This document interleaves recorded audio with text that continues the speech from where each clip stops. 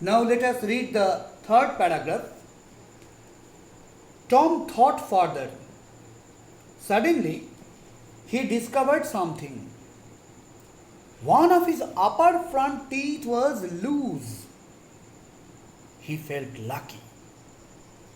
He was about to groan when it occurred to him that if Aunt Polly was to know, she would surely pull it out and that would hurt.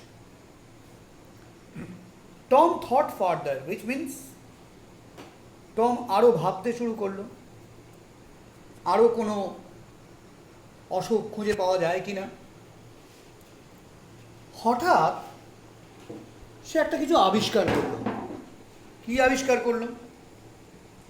আবিষ্কার করলো যে one of his upper front teeth was loose. ওপরের সামনের দাঁতটা একটু loose লাগছে না? He felt lucky. ওপরের সামনের দাঁতটা একটু যেন লুজ লাগছে। টম মনে হলো এই তো ভাগ্য খুলেছে, লাকি ফিল করলো টম নিজেকে। কারণ যদি এই আপার ফ্রন্ট টিথটাকে এক্সকিউজ হিসেবে খাড়া করা যায় তাহলে Tom wouldn't have to go to school. Simple. So Tom felt lucky. He was about to groan when it occurred to him that if Aunt Polly was to know, she would surely pull it out and that would hurt. Tom সবেমাত্র যন্ত্রণায় grown করতে যাচ্ছে। ব্যথায় একটা grown করা মানে হচ্ছে একটু ডিপ সাউন্ড করা। ব্যথায় আমরা আ করে যে চিৎকারটা করি, দ্যাট ইজ গ্রোন। সবেমাত্র টম ভাবছে যে এইবার গ্রোনিংটা শুরু করি, ঠিক সেই মুহূর্তে an idea occur to him. টমের মাথায় একটা চিন্তা এলো। সেটা কি? That if aunt Polly was to know, she would surely pull it out and that would hurt. আরে এই এখন যদি আমি এই গ্রোনটা করি আর যদি আন্ট পলি জানতে পারে, আন্ট পলি হচ্ছে যার কাছে টম থাকতো, টম যার আন্ডারে থাকতো সেই aunt Polly was a very strict woman. খুব কড়া ধাতের মহিলা। তিনি টমকে এমনিতে কিছুতেই স্কুল কামাই করতে দেবেন না। এবং টমের মনে হলো যদি আন্ট পলি একবার জানতে পারে যে আমার ওপরের দাঁতটা নড়ছে তাহলে আমার গ্রোনিং করেও খুব একটা লাভ হবে না। আন্ট পলি একটা উল্টো কীর্তি করবেন, সেটা হচ্ছে তিনি এইটাকে পুল ইট আউট করবেন। অর্থাৎ তিনি এই দাঁতটাকে এক্সট্র্যাক্ট করবেন, দাঁতটা তুলে আনবেন, টেনে তুলে দেবেন এবং তাতে ব্যথা হবে। What Tom wants is that he will have some symptoms of a disease but he will feel no pain. এমন একটা ডিজিজ চাই যাতে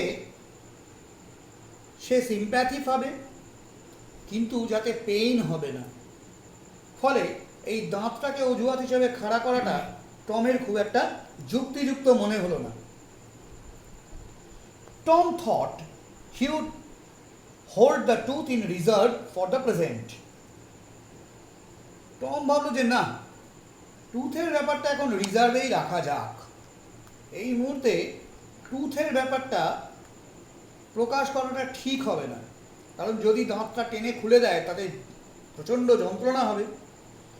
যদি অন্য কিছু না পাওয়া যায় হাতের পাঁচ হিসেবে, এই দাঁতে ব্যথার ব্যাপারটা বা দাঁত লুজ হয়ে যাওয়ার ব্যাপারটাকে কাজে লাগানো যাবে। এখন আপাতত এটা রিজার্ভে থাক। অর্থাৎ এই টমের লুজ টুথ এটা তার হচ্ছে একটা রিজার্ভ প্লেয়ার। মাঠে যেরকম থাকে না রিজার্ভ প্লেয়ার, অন্য কোনো প্লেয়ার যখন গোল টোল করতে না পারে তখন রিজার্ভ প্লেয়ারকে নামানো হয়, সেরকম এই দাঁতটা হচ্ছে টমের রিজার্ভ প্লেয়ার। যখন অন্য কোনো কাজ দেবে না, অন্য কিছুতেই কাজ দেবে না, then Tom will expose this one.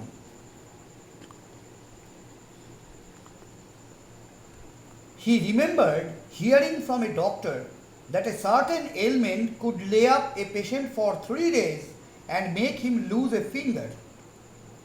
He eagerly drew his sore toe from under the sheet and held it up for inspection. He did not know the necessary symptoms.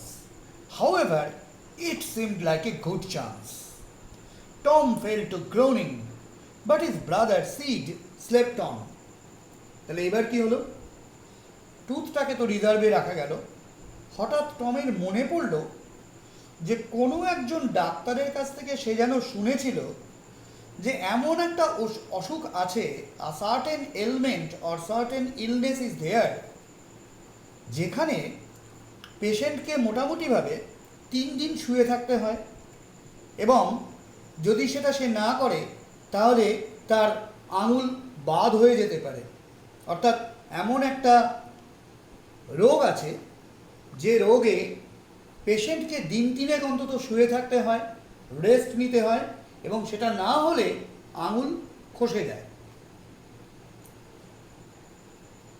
He eagerly drew his sore toe from under the sheet and held it up for inspection. সঙ্গে সঙ্গে অত্যন্ত উৎসাহের সঙ্গে সে বিছানার চাদরে তার পাটা ঢাকা ছিল, সেটা একটু সোর টো, পায়ে একটু বুড়ো আঙুলে একটু ব্যথাও ছিল।